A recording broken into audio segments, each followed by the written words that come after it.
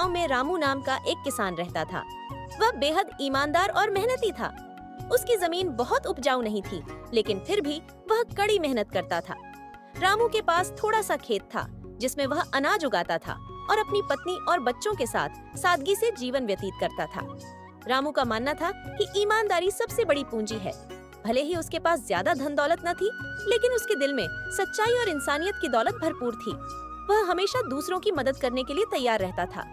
गांव वाले उसकी ईमानदारी और कर्तव्य निष्ठा की सराहना करते थे। एक दिन की बात है, रामू अपने खेत में हल चला रहा था।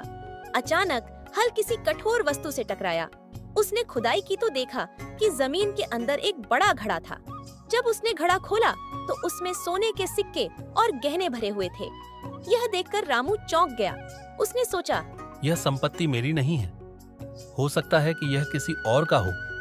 मुझे इसे पंचायत के पास जमा कर देना चाहिए। रामू घड़ा लेकर गांव की पंचायत के पास पहुंचा। उसने पंचायत के मुखिया से कहा, मुझे यह घड़ा मेरे खेत में मिला है।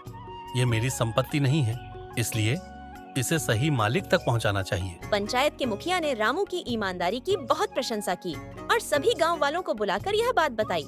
गांव के लोग रामू की ईमानदारी से बहुत प्रभावित हुए। कुछ दिनों बाद गांव के पास रहने वाले एक बड़े जमींदार ने पंचायत को बताया कि यह घड़ा उसके पूर्वजों का था, जो युद्ध के समय जमीन में गाड़ दिया गया था। जमींदार ने रामू को धन्यवाद देते हुए कहा, तुमने मेरी खोई हुई संपत्ति लौटाकर अपनी सच्चाई का उदाहरण पेश किया है। जमींदार ने इनाम के तौर पर रामू को अपनी उपजाऊ जमीन का एक बड़ा हिस्सा दिया। अब रामू की स्थिति बेहतर हो गई। वह और उसकी परिवार की जिंदगी खुशहाल हो गई। लेकिन रामू कभी अपने मूल्यों से नहीं भटका।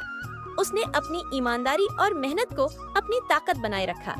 यह कहानी हमें सिखाती है कि ईमानदारी और सच्चाई का फल हमेशा मीठा होता है। भले ही हमें तत्काल इसका लाभ न दिखे, लेकिन यह हमारे जीवन को बेहतर बनाने में मदद करता है। रामू की तरह यदि हम भी ईमानदार और सच्चे बने, तो हमारा जीवन और समाज दोनों खुशहाल बन सकते हैं।